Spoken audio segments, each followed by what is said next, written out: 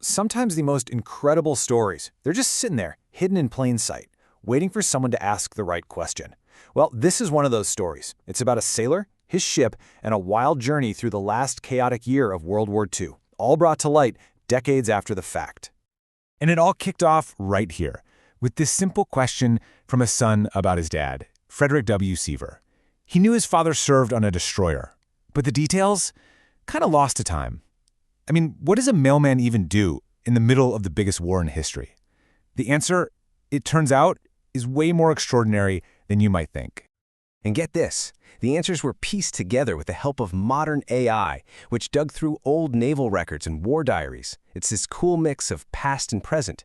So today, we're going to follow those breadcrumbs. We're going to reconstruct the life of this one sailor and his absolutely critical role on that ship. Okay, so first things first, let's tackle that main question. What in the world did a mailman third class do? You're probably picturing a guy just handing out letters, but the reality? His job was so much more important. It was considered essential to keeping the entire Navy fighting. This right here, this is the key to the whole thing. Just try to put yourself in their shoes. You're thousands of miles from home in the middle of the vast, lonely Pacific. A letter wasn't just paper and ink. It was a lifeline. It was your only real connection to the world you were fighting for. It wasn't just communication. It was fuel for the soul. And because it was that important, the Navy made it an official, rated job in September 1944. Which means Fred Seaver was one of the very first guys to ever hold this title. This wasn't some random chore they gave a deckhand. Nope, he was a petty officer, a specialist. His whole mission? Looking after the morale of the entire crew.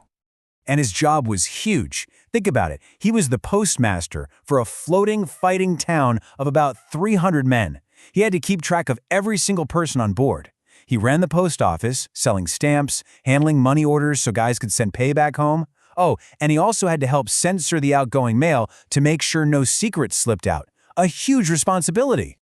And this slide really drives home the reality for every single man on that destroyer. You had your daily job, sure, but then you had your battle station. One minute, Fred Seaver is sorting letters. The next, that general quarters alarm shrieks through the ship, and he instantly becomes a warrior, hauling ammo for the big guns, relaying life-or-death commands over a headset, or carrying the wounded. Every man was a fighter, no exceptions.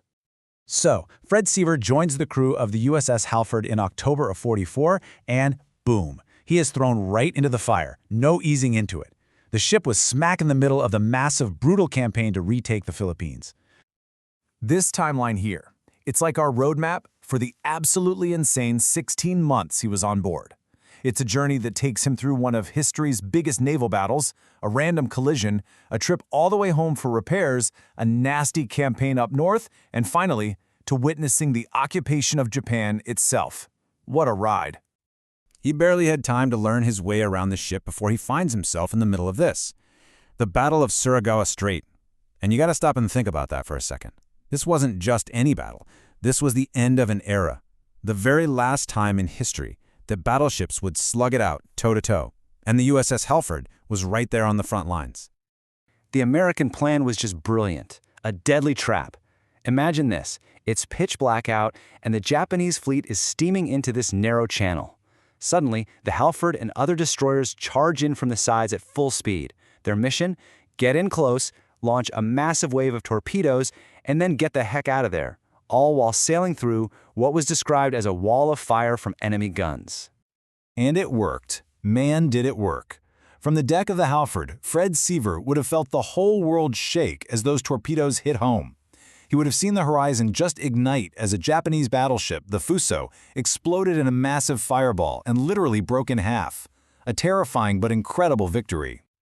Now, after all that fire and fury in the Philippines, the Halford story takes a really weird turn. The next enemy they had to face wasn't a battleship or an airplane, it was just plain old bad luck. So picture this, it's Valentine's Day. The ship is in a harbor, and to hide from potential air attacks, they lay down this thick, artificial smoke screen. You can't see a thing, and in the chaos, bam, the Halford collides with a transport ship. The damage was bad, so bad she had to limp all the way back across the Pacific to California for major repairs.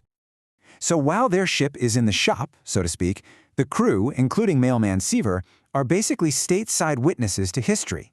They're there in California when the nation hears that President Roosevelt has died. And just a month later, They're there for the massive celebrations for VE Day, Victory in Europe. The whole world was changing, and they were watching it happen from a Quonset hut. All right, repairs are done. The USS Halford is ready for action again.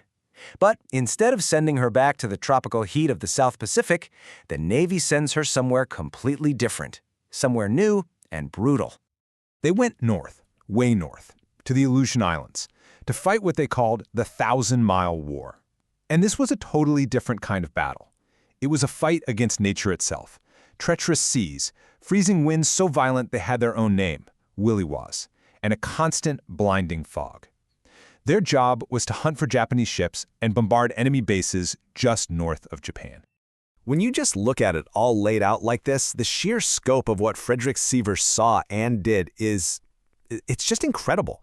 From the last great battleship fight in history, to getting T-boned in a harbor, to fighting in the freezing Arctic, and all the way to the occupation of Japan, it's a lifetime of experience packed into just 16 months.